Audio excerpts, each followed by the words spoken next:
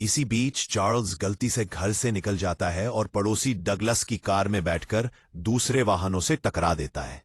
Douglas गुस्से में Charles को बुरी तरह डांटने लगता है। ये सब सीजर अटारी की खिड़की से देख रहा होता है। गुस्से से भरकर वो भागता है और डगलस पर टूट पड़ता है। उसकी चीख गूंज उठती है और वो पहली बार अपने गुस्से को पूरी तरह बाहर निकालता है। गुस्से में वह उसके हाथ की एक उंगली काट लेता है। तभी चार्ल्स जोर से चिल्लाता है, रुको सीजर। और ये सुनते ही सीजर को होश आता है। उसे अपनी गलती का एहसास होता है और वो पछतावे में दादाजी की बाहों में चुप जाता है। आसपास खड़े लोग डर के मारे हैरान रह जाते हैं। पेज इस घटना के बाद सीजर को एक प्राइमेट सेंचुरी में भेज दिया जाता है जिसे जॉन लैंडन और उसका बेटा डॉज चलाते हैं। यहां एक और केयर टेकर रॉडनी भी होता है। विल को चिंता होती है कि सीजर ने कभी अपने जैसे बंदरों के साथ नहीं रहा है, लेकिन लैंडन को यकीन है कि सीजर यहां जल्दी एडजस्ट कर लेगा। शुरुआत में सीजर को यह नई बड़ी जगह देखकर खुशी होती है, लेकिन यह खुशी जल्दी ही डर और उदासी में बदल जाती है जब उसे एहसास होता है कि विल उसे छोड़कर जा चुका है। सीजर बार बार विल को बुलाता है, घर चलने की गुजारिश करता है, लेकिन विल सिर्फ उसे दिलासा देता है कि वह जल्द वापस आएगा। फिर विल और कैरोलीन वहां से चले जाते हैं और सीजर टूटे दिल के साथ रह जाता है। उनके जाते ही डॉज सीजर को एक पिंजरे में डालता है जहां उसके चारों तरफ और भी कई बंदर होते हैं। उनकी चीख पुकार से माहौल डरावना हो जाता है। उधर घर पर विल बार बार सीजर को छुड़ाने की कोशिश करता है, लेकिन उसे हर तरफ से सिर्फ सरकारी नियम और कागजी झंझट का सामना करना पड़ता है। सीजर को घर से दूर भेजने के बाद चार्ल्स की हालत और बिगड़ जाती है। वो बार बार भूलने लगते हैं और गहरी उदासी में डूब जाते हैं। उन्हें सीजर की बहुत याद आती है। जब विल टेस्ट करता है तो एक चौंकाने वाला सच सामने आता है। दवा का असर खत्म हो गया है और चार्ल्स का अल्जाइमर फिर तेजी से बढ़ रहा है। अब विल खुद को टूटा हुआ महसूस करता है। एक तरफ सीजर उससे दूर है और दूसरी तरफ उसके पिता की हालत बिगड़ रही है। इन्हीं हालात में वो एक नया कदम उठाता है। विल एक और ताकतवर दवा बनाने का प्लान करता है। जब वो ये बात स्टीफन को बताता है और मानता है कि उसने पहले दवा अपने पिता को दी थी, तो स्टीफन को इसमें पैसा कमाने का बड़ा मौका दिखता है और इसी लालच में स्टीफन हरी झंडी दे देता है।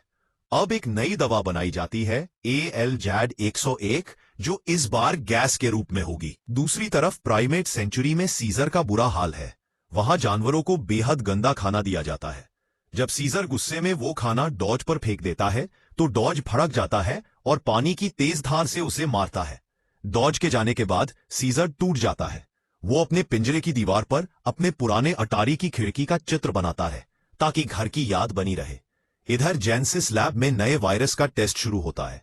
पहला ट्रायल कोबा नाम के चिंप पर किया जाता है, लेकिन टेस्ट के दौरान एक गड़बड़ी हो जाती है। कोबा डर कर इधर उधर भागता है और गलती से फ्रैंकलिन का मास्क गिरा देता है। गैस सीधे फ्रैंकलिन के चेहरे पर लग जाती है। वहीं सेंचुरी में सीजर पहली बार वहां के अल्फा चिंप रॉकेट से मिलता है, जिससे उसकी जिंदगी हमेशा के लिए बदलने वाली है। अल्फा चिंप रॉकेट अपनी ताकत दिखाने के लिए सीजर की शर्ट फाड़ देता है और उसे जमीन पर गिरा देता है। सीजर भागकर पेड़ पर चढ़ता है, लेकिन रॉकेट उसका पीछा करता है। दोनों के बीच भिड़ंत होती है और आखिर में सीजर नीचे गिर जाता है। तभी डॉज आता है और दोनों को काबू करने के लिए उन्हें बेहोश कर देता है। उधर जेन सिस्टम लैब में स्टीफन कोबा को अपना नाम लिखते हुए देखकर खुश हो जाता है, लेकिन उसे पता नहीं कि फ्रैंकलिन की तबीयत गैस के असर से बिगड़ रही है। वहीं सेंचुरी में सीजर को एक अनोखा साथी मिलता है, मॉरिस, जो एक ओरंगुटान है। मॉरिस साइन लैंग्वेज जानता है और सीजर से इशारों में बात करता है। मॉरिस बताता है कि वो सर्कस में रहता था और सीजर को सावधान रहने की सलाह देता है, क्योंकि इंसान बुद्धिमान बंदरों से डरते हैं। कुछ समय बाद विल और कैरोलीन सीजर से मिलने आते हैं। सीजर अपनी उदासी साइन लैंग्वेज के जरिए जताता है। यह देखकर विल गुस्से में डॉज से भिड़ जाता है, लेकिन तभी लैंडन आकर मामला शांत कराता है। विल चाहता है कि सीजर को यहां से निकाल ले जाए, लेकिन लैंडन साफ कह देता है कि बिना कोर्ट ऑर्डर के यह मुमकिन नहीं। की गुहार लगाता है, लेकिन विल सिर्फ वादा कर पाता है कि वो जल्दी उसे आजाद करेगा। विल के जाते ही सीजर का दिल टूट जाता है। गुस्से में वो अपने पिंजरे की दीवार से वो चित्र मिटा देता है जो उसने घर की याद में बनाया था।